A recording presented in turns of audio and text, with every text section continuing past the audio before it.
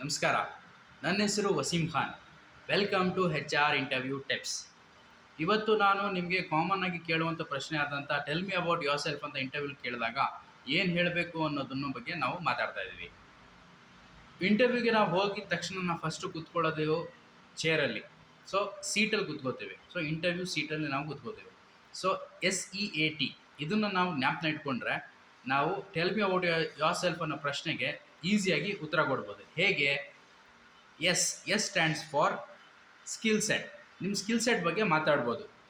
ಅಂದರೆ ಆ job related skill set. ಅಂದರೆ ನೀವು ಒಂದು ಗ್ರಾಫಿಕ್ ಡಿಸೈನರ್ ಜಾಬ್ ಇಂಟರ್ವ್ಯೂಗೆ ಹೋಗ್ತಾ ಇದ್ದೀರಾ ಅಂತಂದರೆ ನಿಮ್ಮ ಸ್ಕಿಲ್ಸ್ ಏನಿದೆ, ನಿಮಗೆ ವಿಡಿಯೋ ಎಡಿಟಿಂಗ್ ಬರುತ್ತಾ, ಅಥವಾ ಇಲಿಸ್ಟ್ರೇಟ್ ಬರುತ್ತಾ, ಅಥವಾ ಫೋಟೋಶಾಪ್ ಎಡಿಟಿಂಗ್ ಏನಾದರೂ ಬರುತ್ತಾ, ಸೊ ಕೋರಲ್ ಡ್ರಾ ಬರುತ್ತಾ, ಇದ್ರ ಬಗ್ಗೆ ನೀವು ನಿಮ್ಮ ಸ್ಕಿಲ್ ಸೆಟ್ ಬಗ್ಗೆ ಮಾತಾಡಿದ್ರೆ ಸೊ ನಿಮ್ಮ ಇಂಟರ್ವ್ಯೂ ತುಂಬ ಎಫೆಕ್ಟಿವ್ ಆಗಿರುತ್ತೆ.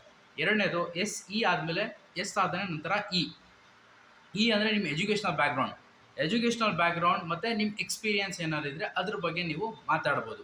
ಮೂರನೇದು ಎ ಸ್ಟ್ಯಾಂಡ್ಸ್ ಫಾರ್ ಅಚೀವ್ಮೆಂಟ್ ಅಂತ ಅಂದರೆ ನೀವು ಕರೆಂಟ್ ಕಂಪ್ನೀಲಿ ಅಥವಾ ಪಾಸ್ಟ್ ಕಂಪ್ನೀಲಿ ಏನಾದರೂ ವರ್ಕ್ ಮಾಡಿ ನಿಮ್ಗೆ ಏನಾದ್ರು ಅವಾರ್ಡ್ಸ್ ಅಥವಾ ರಿವಾರ್ಡ್ಸ್ ಅಥವಾ ಸರ್ಟಿಫಿಕೇಟ್ ಸಿಕ್ಕಿದರೆ ಅದ್ರ ಬಗ್ಗೆ ಮಾತಾಡ್ಬೋದು.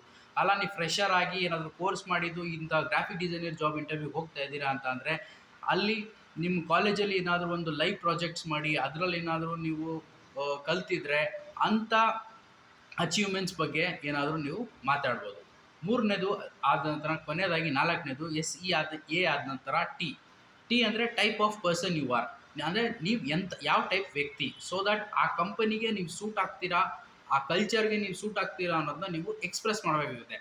ಆ ಎಕ್ಸ್ಪ್ರೆಷನ್ ಬೇಸ್ ಮೇಲೇ ನೀವು ಕೊಡೋ ಕರೆಕ್ಟ್ ಆನ್ಸರ್ಗೆ ನಿಮ್ಮದು ಹೈರಿಂಗ್ ಆಗುತ್ತೆ. Thank you.